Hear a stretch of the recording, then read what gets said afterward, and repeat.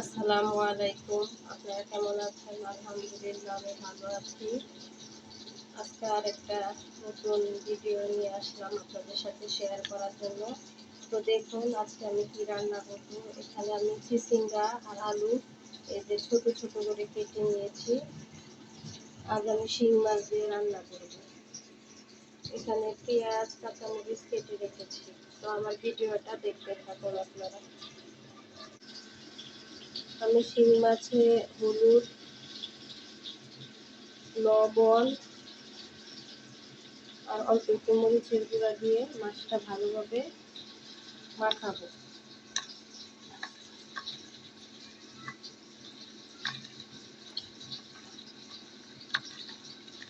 এই যে আমার মাখানো শেষ। এখন এটা আমি সুন্দর করে ভেজে নেব।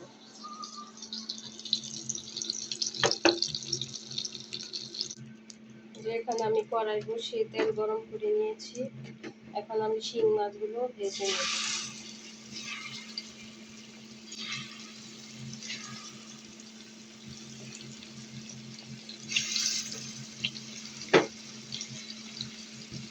মাছটি ভালোভাবে ভেজে নেব। আমার মাছগুলো ভাজা শেষ। এখন আমি মাছগুলো কড়াই থেকে উঠিয়ে নেব। এখন আমি কড়াইয়ে পেঁয়াজ দিয়ে দিব। পেঁয়াজ দিয়ে দিলাম। পেঁয়াজটা আমি ভালোভাবে ভেজে নেব। মাছ ভাজার জন্য যে তেলটা ছিল সেটা দিয়ে আমি পেঁয়াজটা ভেজে নেব। আমার পেঁয়াজটা ভাজা হচ্ছে।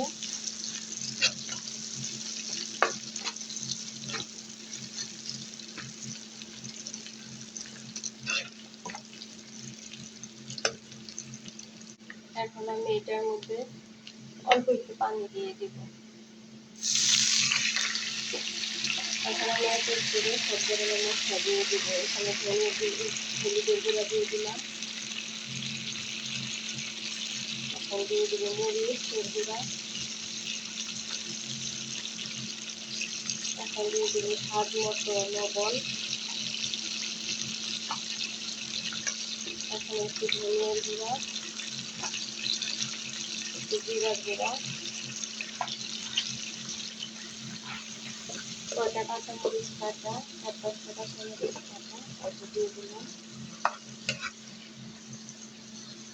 এখন দিয়ে দেবো এর মধ্যে একটু রসুন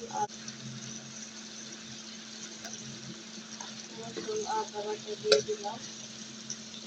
এখন মশলাটা একটু ভালোভাবে কষিয়ে নেব।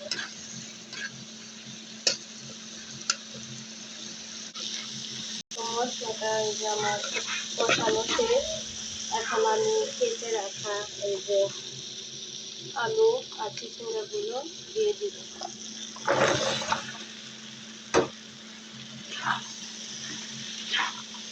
দিয়ে ভালোভাবে নেড়ে দিব।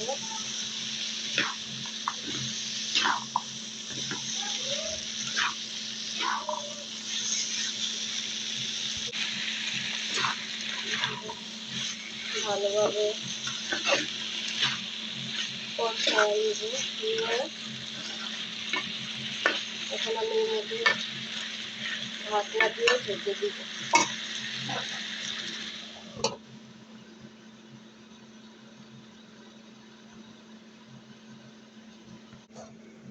আমার তরকারির কি অবস্থা দেখি। তো আমার তরকারিটা হচ্ছে আমি পানি দিইনি। যে মশলার সাথে যে অল্প একটু পানি দিয়েছিলাম, দিয়ে মশলাটা কষিয়ে নিয়েছিলাম এই পানি।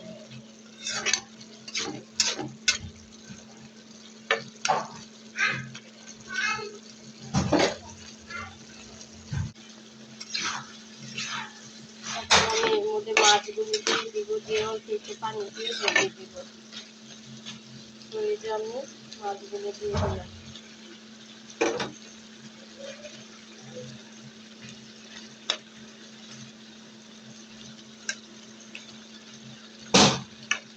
এখন আমি পানি দিয়ে দিব।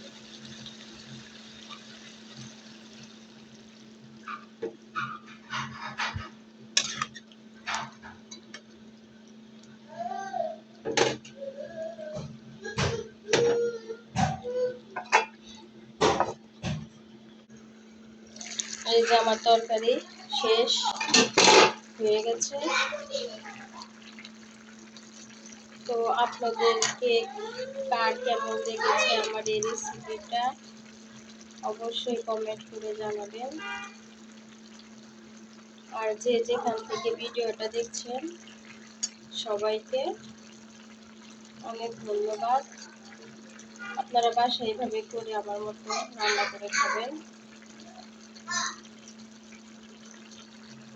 তো সবাই ভালো থাকবেন।